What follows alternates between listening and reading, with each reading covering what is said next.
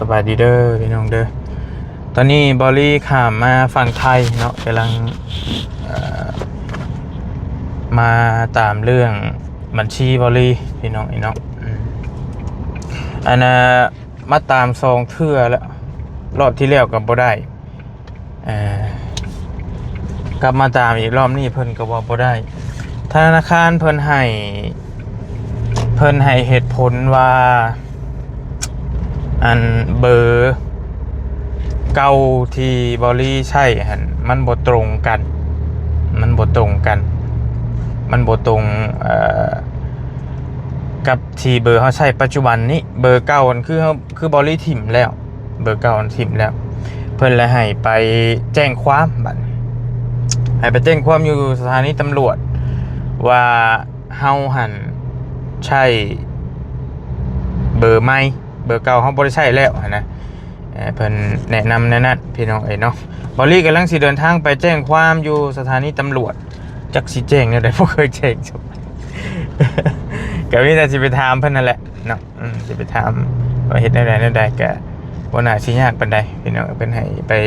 แจ้งความลงอีหยังลงบันทึกประจำวันไว้บ่ตามเพิ่นว่านะเพิ่นว่านั่นพี่น้องจักอยู่ไสสถานีตำรวจกะมันก็เด้อสถานีตำรวจจังหวัดมุกดาหารโอเคสถานีตำรวจ2 นาทีเมืองมุกดาหารโอเคกำลังเดินทางไปพี่น้องเนาะแล้วก็เพิ่นให้ไปชี้แจงขวาเพื่อวิ่งบนถนนหมายเลข2029นี่อีก500 เมตร500 เมตรเลี้ยวซ้ายเข้าสู่2 นางสถิตอีก400 เมตรเลี้ยวซ้ายเข้าสู่2 นางสถิต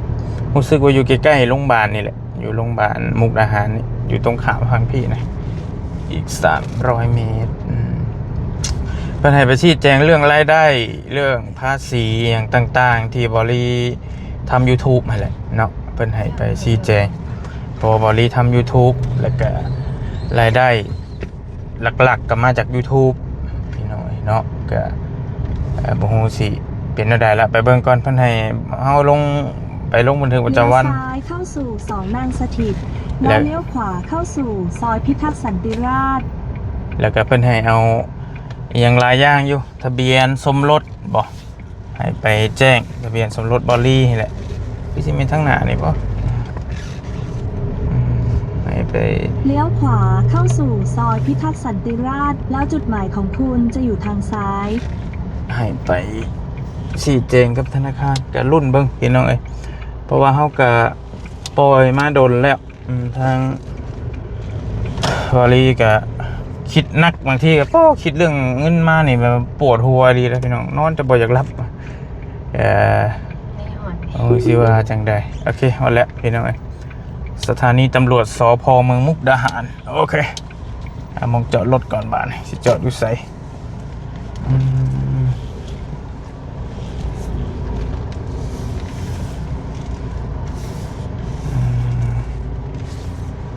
โอ้คนมาหลายเนาะ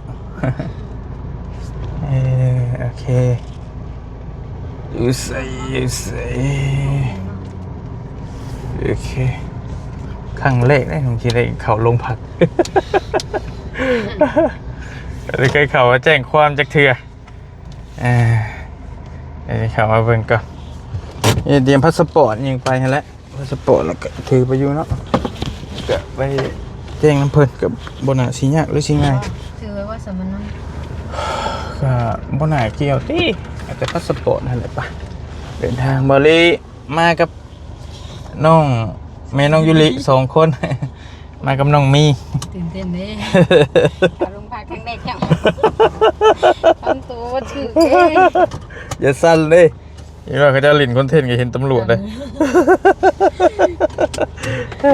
บริมากับมีลุงเธอมากับน้องยุริแล้วก็มานำกัน 4-5 คนให้น้องยุริน้องนี่เมียลุงเธอเพิ่นเฝ้าน้องยุริอยู่อยู่โรบินสันพุ่นเพิ่นหลินของหลินอยู่ไปเดี๋ยวมันสิค่ำเอาต้องได้กลับไปธนาคารอีกแต่พี่น้องไปแค่นั้นแหละ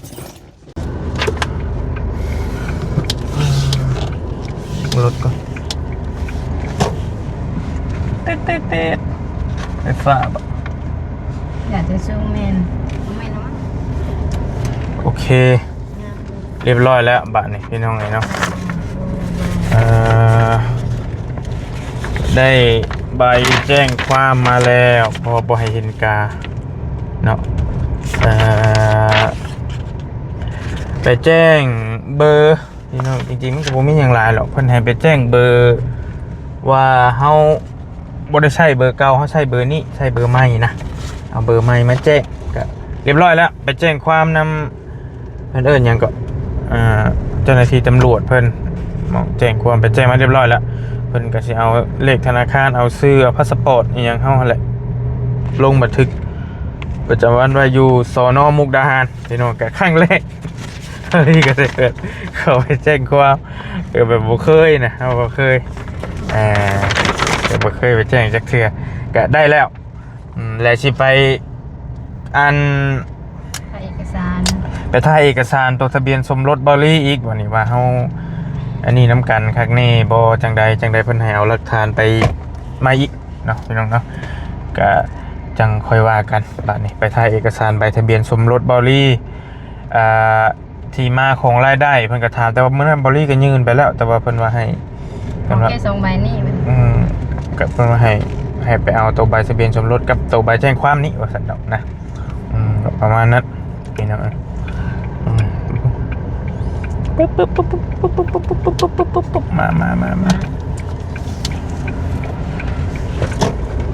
ไปกลับรถกันก็ยุ่งยากพี่น้องเลยโอ้เมื่อยเลยเพราะว่ามันเป็นเงินที่แบบว่า แล้วว่าถ่ายเอกสารแม่นบ่ สิไปห้านเก่านี่นะเพราะว่ามีข้อมูลนำเราอยู่คำว่ามันมีเงินดำเล็กหน่อยบอลี่กับสิยาสะดอกสิบวุ่นวายเมื่อยเห็นไหมปิดซะบัญชีแต่ว่าอันนี้เงินมัน4-50,000 บาทมันเงินแหละแล้วก็เงินมันเป็นเงินของแม่จะดีเพิ่นซอยโอนมาซอยแม่บอลี่พร้อมเลยเขาก็สิปะกับบ่ได้พี่น้องก็ต้องลองสู่เบิ่งแม่จะดีเพิ่นโอนมาซอยแม่บอลี่แล้วก็มีเงินเมย์จะดีเพิ่นโอนมาซอยเคสอยู่ทั้งเหนือแต่บอลลี่เอาเงินออกไปก่อนแล้วแหละตัว5,000 บาทนะจบเงินบอลลี่โอนให้แล้วอันโมเมนโอนก็ผิดละเอาไปซื้อเครื่องไปให้เพิ่นละอยู่เคสอยู่เซโปนพุ่นตัวนั้นนะแต่ว่ามันยังเหลืออยู่หันบาทเงินบอลลี่10,000 ปลายเพราะว่าเขาเองก็ต้องได้ใช้ได้จ่ายเอาผ้าเมย์บื้นบอลลี่กับผ้าเมย์มาอีกนี่เปลี่ยนบอเตียงเพิ่นก็เมื่อยลายละเปลี่ยนกันถึงเติบ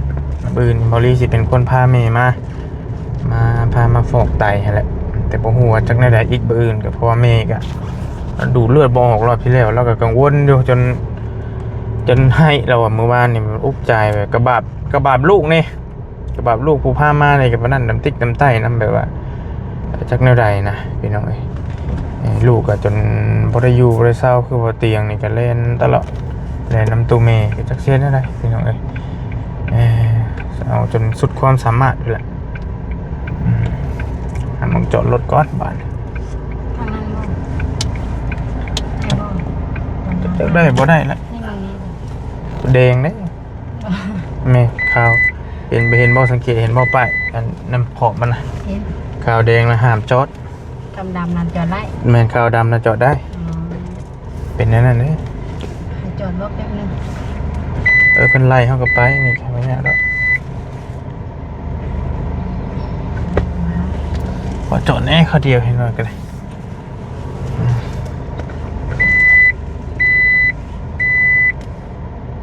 ไปพี่น้องลงไปถ่าย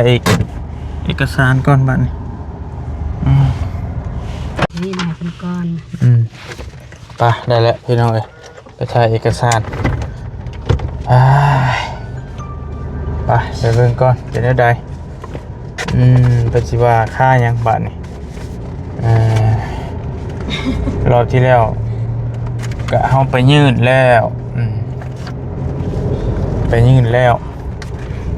แต่ว่าบริยังบ่ทันไปแจ้งความรอบที่แล้วนะแค่ว่าเฮาไปเปลี่ยนเบอร์ซื่อไปแจ้งไอ้เพิ่นเปลี่ยนเบอร์ปั๊บนึกว่ามันสิบ่มีปัญหานะแล้วมันนี่เพิ่นแจ้งว่าให้ไปแจ้งความอีกให้มันแล้วว่าซั่นก็เลยเอาไปแจ้งความอีกเทื่อนึงเอาไปมาเบิ่งตัวจริงก่อน ว่าสิเป็นจังใดพี่น้องไอ้แบบนี้ก็ได้เพิ่นให้มันละเอียดรอบคอบก็เป็นไปตามกฎของธนาคารเพิ่นนั่นแหละก็บ่ว่ากันเนาะพี่น้องเนาะเพราะว่ามันโดนล็อกแล้วด้วยซะแต่ว่าเรื่องความผิดเนี่ยเฮาบ่ได้มีหยังเต็มๆอยู่แล้วพี่น้องบ่ได้มีไปว่าไปนั่นเพิ่นก็เข้าเพิ่นก็ถามว่าเฮาเปิดห้านรับโอนเงินบ่ห้านค่าน้อยบ่อีหยังบ่สินะเพิ่นย่านเฮานั่นเอาเงินไปหมุนไปในทางที่มันผิดนั่นแหละแต่บ่มีคือพี่น้องฮู้นั่นแหละแต่ละมื้อก็มีแต่ออกช่วยเหลือพ่อแม่พี่น้องเนาะแต่ละมื้อแต่ละเว้นไปพี่น้องเอ้ยออกช่วยเหลือบ่ได้มีการถามบ่ได้มีการเฮ็ดแนวอื่นแต่อย่างใดเนาะคือเมียบริก็เลี้ยงลูกอยู่เพื่อนก็บ่ได้เฮ็ดหยังมีแต่บัญชีก็มีแต่ FC โอนมานี่ก็ผู้เล็กผู้น้อยผู้น้อยเพื่อละเล็กเพื่อละน้อยปัญญาเฮาเฮ็ดไปในทางที่มันผิดเฮาก็ยอมรับตามกฎของธนาคารเพิ่นเฮาก็แก้ไปพี่น้องชี้แจงไปเพิ่นจักเพิ่นสิอยากได้หยังอีกก็เบิ่งตัวจริงนํกันยอมรับเลยบ่ริท่อแฮงหรือเมื่อยพี่น้องเมื่อยใจนะเมื่อยน้ำเฮาปัวแม่ก็เพราะแฮงช่วงนั้นแหละมาเจอตัวนี้อีกโอ้เมื่อยใส่มา 3-4 ปี 5 ปีแล้วบัญชีบัตรเพิ่นสิมีปัญหาก็มีบาทเดียวพี่น้องแต่ว่าก็บ่ได้เจอแต่เฮาดอกหลายคนก็เป็นหลายคนก็เป็นคือกันก็ต้องยอมรับเขามันได้เข้าไปก็เมื่อยซื่อแม่แต่หลายคนเป็นจักสิว่าจังได๋ไปเบิ่งตัวจริงก่อนแต่เพิ่นที่อยากได้เอกสารหยังอีกแหละเอกสารทะเบียนสมรสก็อาจจะบ่คืออยู่พี่เด้พี่น้องเอ้ย แต่ก็ในบ้าน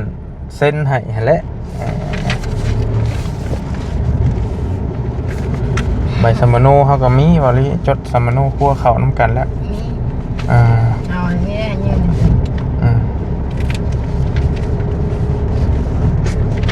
เป็นกฎของธนาคารประเดี๋ยวมันสิปิดก่อนมันก็4 โมงกว่าเพิ่นปิด6 โมงเด้พี่น้อยอยู่โรบินสันก็ได้ภาวนาเด้อให้ได้เด้อพี่น้องเด้อให้ได้ให้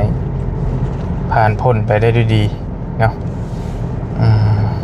ไปเจอกันพี่น้องแนวใดก็จังบอลลี่จังสิมาแจ้งอีกทีนึงลูกสาวก็ถ่ายอยู่พุ่นแหละเนาะไปโอเคพี่น้องบอลลี่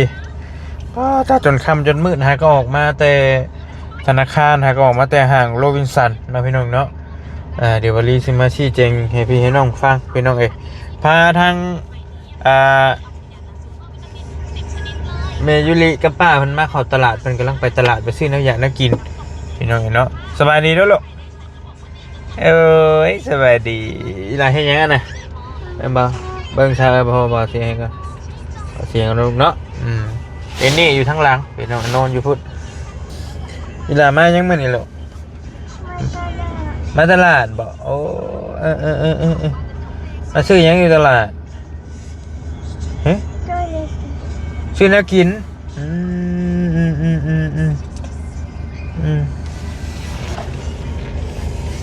กินข้าวแล้วบ่กินแล้วบ่ข้าวหรอกินแล้วครับให้เพิ่นอยู่น้ำป้าจนเท่าไรชั่วโมงพี่น้องเพราะว่าเข้าไปต่อคิววอลี่มาแจ้งความอยู่สถานีตำรวจนี่ครับเพราะบักเฮิงนึงเพิ่นก็กินข้าวให้ป้าซื้อข้าวซื้อน้ำให้กินให้ป้าแล้วเบิ่งพี่น้องถ้าว่าป้าบ่มานำกับหุ้นเฮงเพิ่นสิเลนหน้าเลนหลังหั่นนะน้องยูริก็ได้กำลังขี้ดื้ออยากได้บ่ลูกเบิ่งเงี้ยนะได้บ่เบิ่งแล้วพาค่อยๆเบิ่งหลายได้อล่ะซื้อหยังมานี่ซื้อหยังมาไปซื้อให้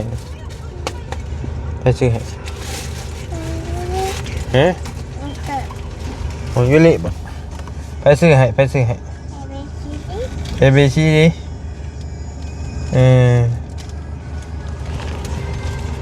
ให้ซื้อทอซีบ้านี่ปานสิเขียนเป็นอีหลายเขียนเป็นบ่ลูกเขียนบ่ได้เป็นดอกนี่นะ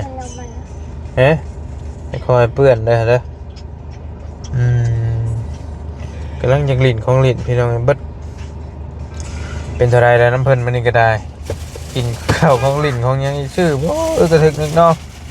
เอาเงินให้1,000เบิดแล้วบางทรงไอ้ป้าเพิ่นเป็นลิ้นของลิ้นนั่นนู่นนี่หลายอย่างพี่น้อยเด้อมีหยังนานมีหยังนานเอ้ยนอนอยู่หลังผู้พี่น้องเอ้ยเบาเสียงให้หน้านะลูกเบาเสียงม่อนเสียงเป็นบ่ม่อนเสียงให้หน้ามึงดูเบิ่งหน้ามอนเสียงนี่เด้อ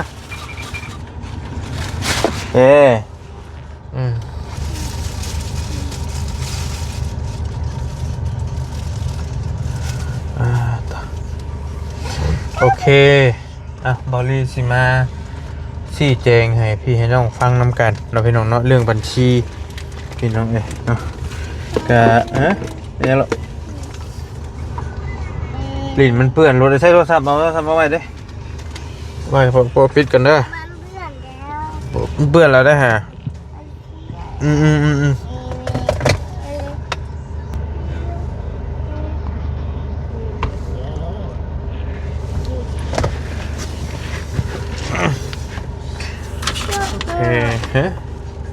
เตือ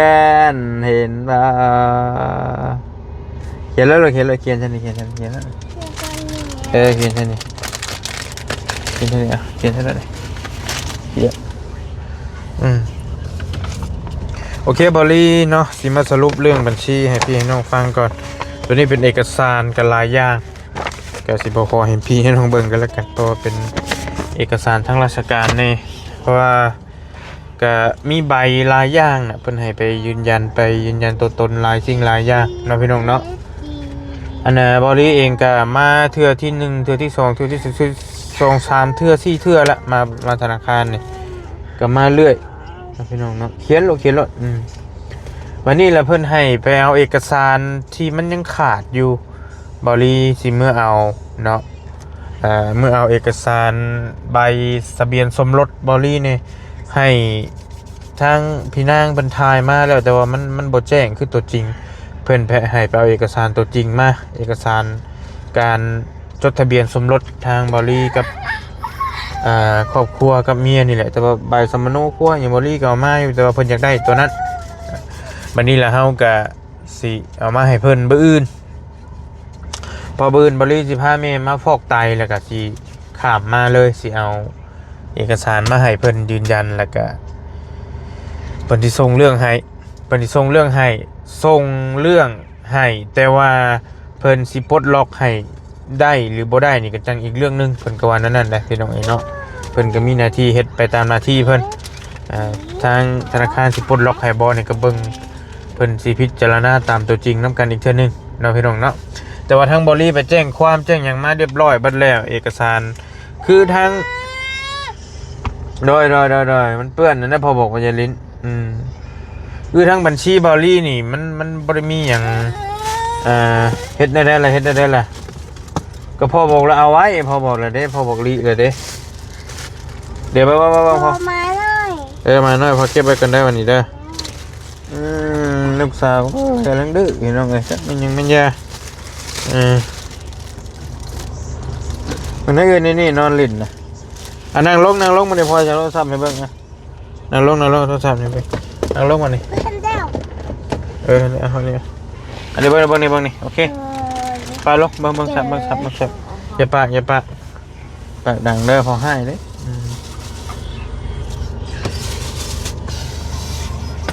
เดี๋ยวอื่นมาอีกเทื่อนึงพี่น้องสรุปแล้วก็มีแต่รอเพิ่นปลดล็อกให้ถ้าเพิ่นพิจารณาก็ถ้ามันบ่มีหยังเพิ่นก็สิปลดล็อกให้แต่ว่าทางบัญชีบริษัทนี่คือบ่ได้มีหยังอยู่แล้วแต่ว่าก็บ่ฮู้ว่าเพิ่นล็อกเรื่องหยังแต่ว่าเพิ่นให้เหตุผลมาว่าเบอร์นี่มันบ่ตรงกันเบอร์กับชื่อบัญชีมันบ่ตรงกันแต่ว่าเฮาเปลี่ยนแล้วไปแจ้งความเบอร์เก่าเบอร์หยังแต่ก่อนเฮาใช้เบอร์เก่าแต่อยู่พูนผูกแต่อยู่ 3-4 ปีแล้ววันนี้แหละก็แต่ก่อนเฮาก็เคยมาแก้อยู่แต่เพิ่นบ่ได้เช็คช่วงนั้นเพิ่นยังบ่ทันเข่งขัดเรื่องบัญชีอย่างบนแล้วเฮาก็บ่มั่นใจแต่ว่าอันนี้เพิ่นว่าเพิ่นให้เหตุผลว่าเบอร์บ่ตรงกันให้เพิ่นให้มาชี้แจงเรื่องรายได้แน่เฮาก็มาแล้วบอกตามเพิ่นบอกว่าทำแบบนี้เฮาก็บอกไปแล้วเนาะคร่าวๆพี่น้องแต่ว่าเพิ่นก็บอกอยู่ว่าสิปลดล็อกให้ได้บ่หรือบ่ได้ก็ รอเบิ่งตัวจริงนํกันเพราะว่าคนเฮ็ดเรื่องนี้ค่อนข้างหลายว่าซั่นเนาะ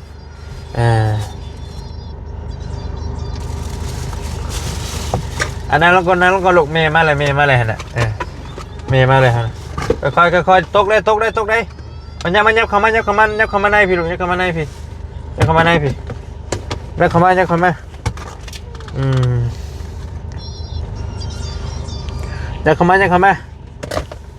าในพี่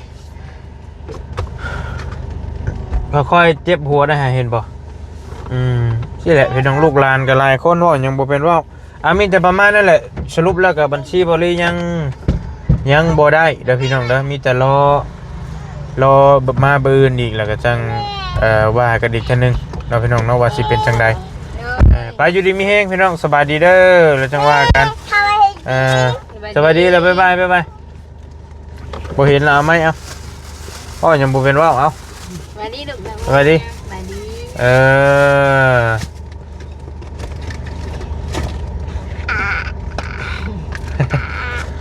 ตักสิว่าเอาหยังบึ้นอยู่คำเอาหอมแก้มดูหอมแก้มแล้วดู หอมแก้มพ่อดูหอมแล้วชื่นใจเยอะค่ะหอมตะผากแล้วดูหอมตะผะ